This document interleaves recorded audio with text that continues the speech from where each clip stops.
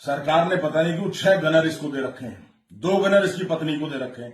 पत्नी का कोई वजूद नहीं, कोई औकात नहीं, कभी राजनीति में नहीं रही, फिर भी उसको दे रखे हैं। एक स्वघोषित राजा ये कहता है कि सोनिया शर्मा कौन है, उसकी क्या औकात है, क्या वो कोई नेता है जिसे गनर मिले हुए हैं, ये सब कह रहा है।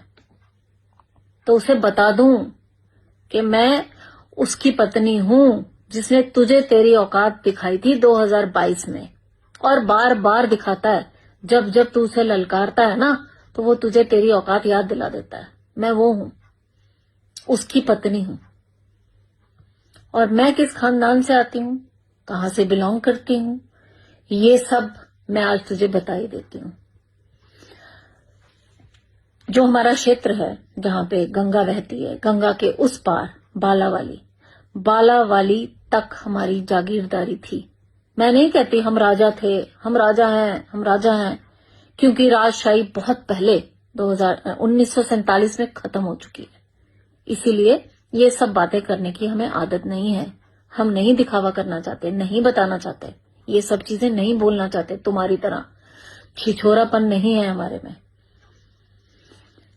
वहां तक हमारी जागीरदारी थी, और वहां पे हमने एशिया की सबसे पहली ग्लास फैक्ट्री उस समय 1918 में शुरू कर दी थी, जो कि 1922 में वर्किंग हो गई थी। तब शुरू कर दी थी जब लोगों के पास साइकिलें भी नहीं थी, जब लोगों को ये भी नहीं पता था कि फैक्ट्री होती क्या है।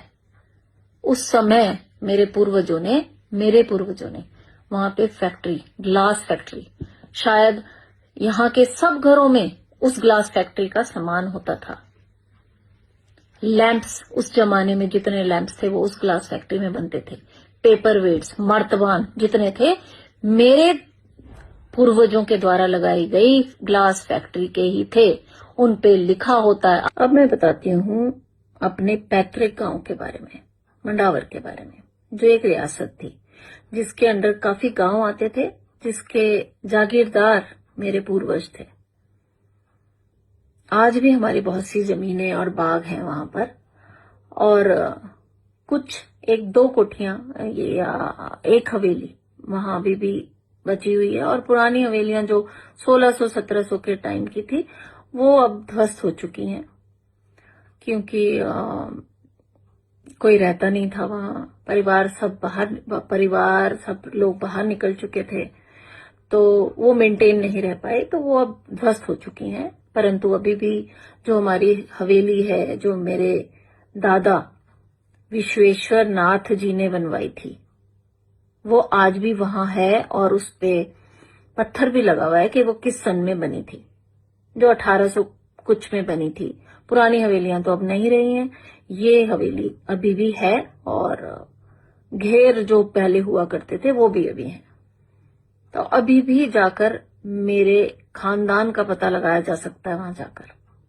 तो मैं इन सब चीजों में पढ़ना नहीं चाहती थी, परंतु जब आपके स्वाभिमान को ललकारा जाए, आपको सरेआम वीडियो बना के सोशल मीडिया में डालकर ललकारा जाए कि हो कौन तुम, तुम्हारी औकात क्या है, तब जवाब देना तो बनता है।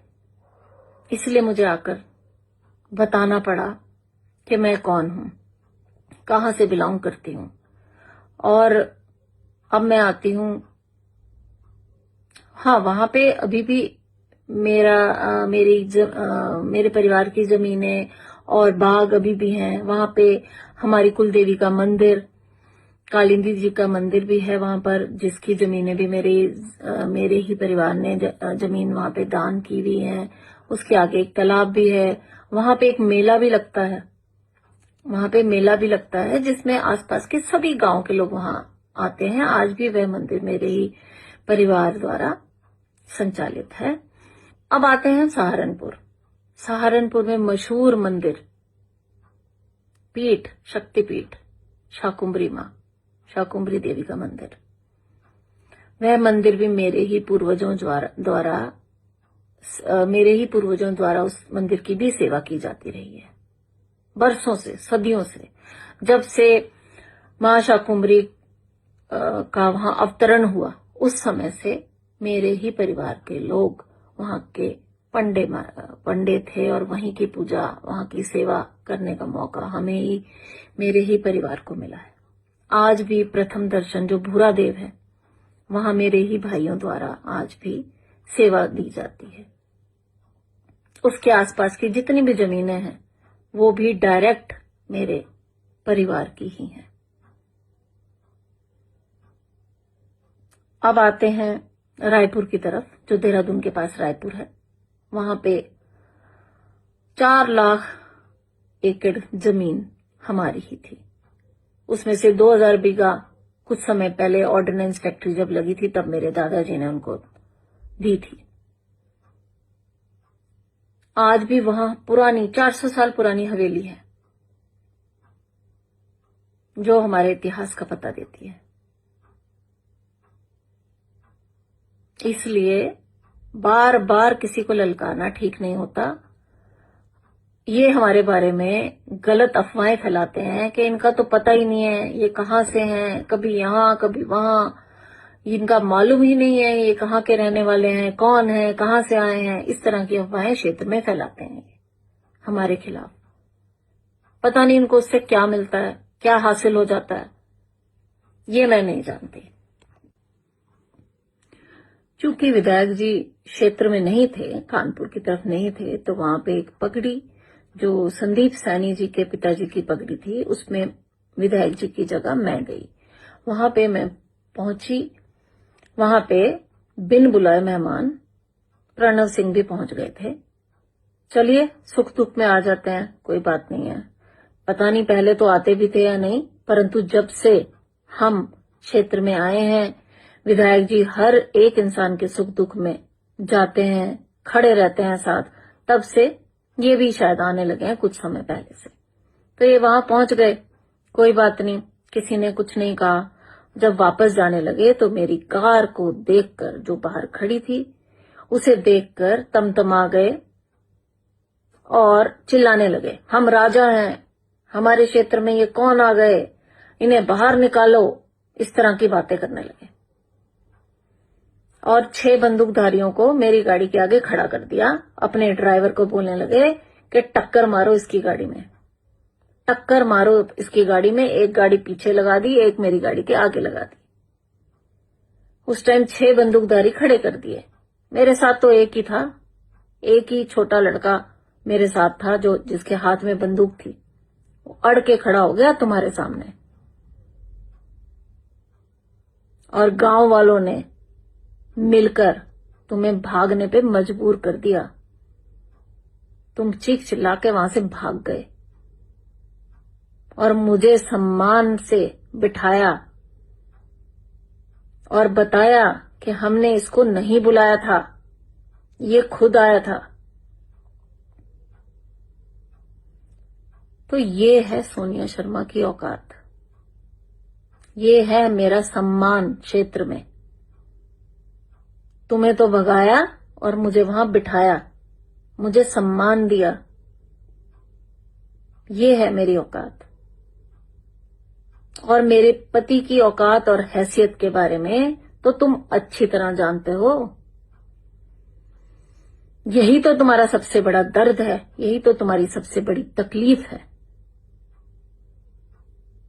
जब से हम इस क्षेत्र में आए हैं, जब से उमेश जी विधायक बने हैं, तब से तुम्हें चैन नहीं है।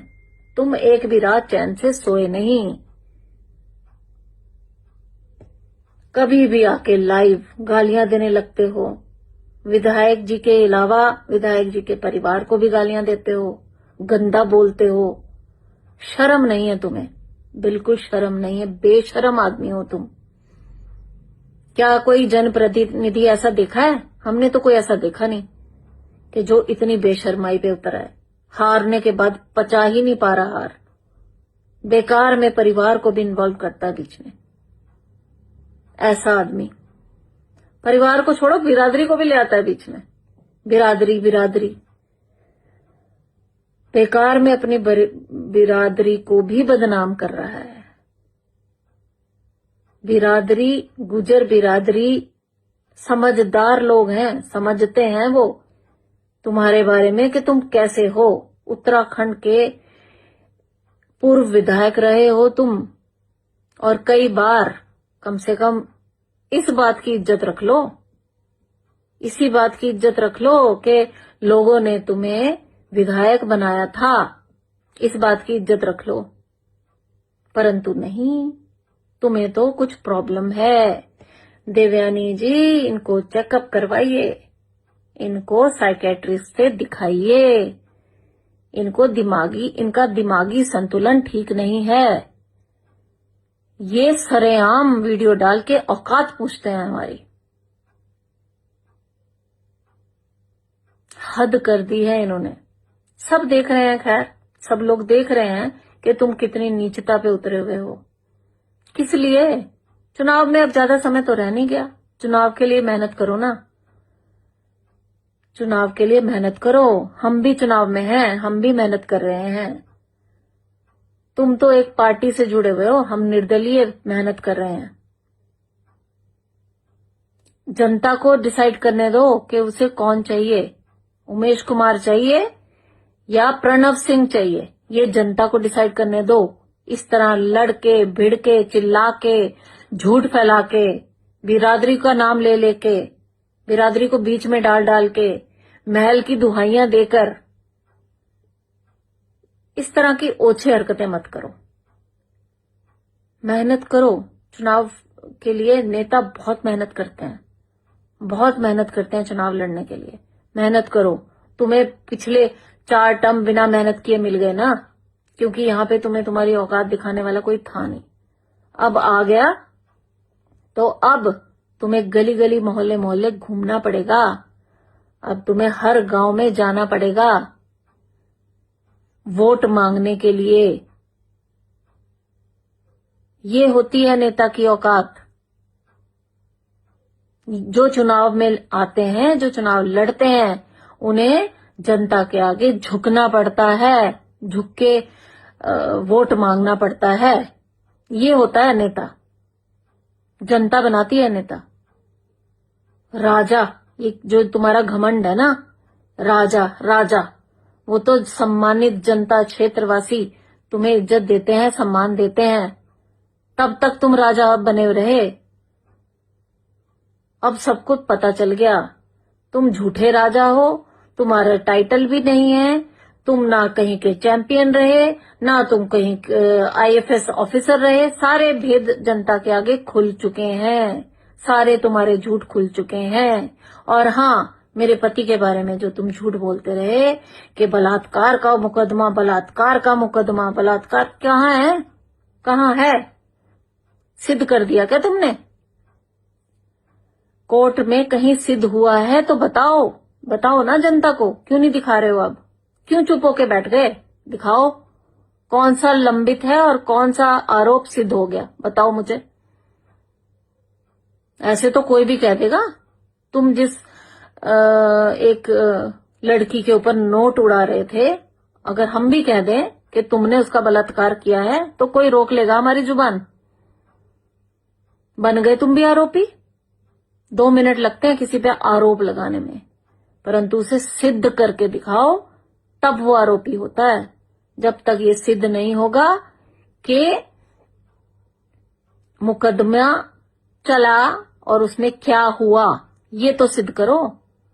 एक तुम और एक वो तुम्हारी बहन, तुमने उस बेचारी लड़की को बार बार कोर्टों में घसीटा, बार बार, कभी लोअर कोर्ट, कभी हाई कोर्ट, कभी सुप्रीम कोर्ट। क्या मिला? कुछ भी नहीं, क्योंकि जो सच नहीं है वो कैसे साबित कर लोगे तुम लोग? शर्म आनी चाहिए तुम्हें। इस्तेमाल किया तुमने उमेश कुमार के खिलाफ, जगह जगह उसे घसीटा, कभी लोअर कोर्ट में, कभी हाई कोर्ट में, सुप्रीम कोर्ट में, हर जगह। पता नहीं क्यों इतनी तकलीफ है तुम्हें उमेश कुमार से कि कुछ ना कुछ आरोप लगा के रहो, मगर सिद्ध कुछ भी नहीं कर पाते तुम। कुछ भी सिद्ध नहीं कर पाए आज तक। फैक्ट्स पे बोलना चाहिए इंसान को, झूठी अफवाहें मत फैलाओ। कभी कुछ, कभी कुछ, कभी परिवार, कभी माँ, कभी बीवी, कभी दोस्त इतनी गंदी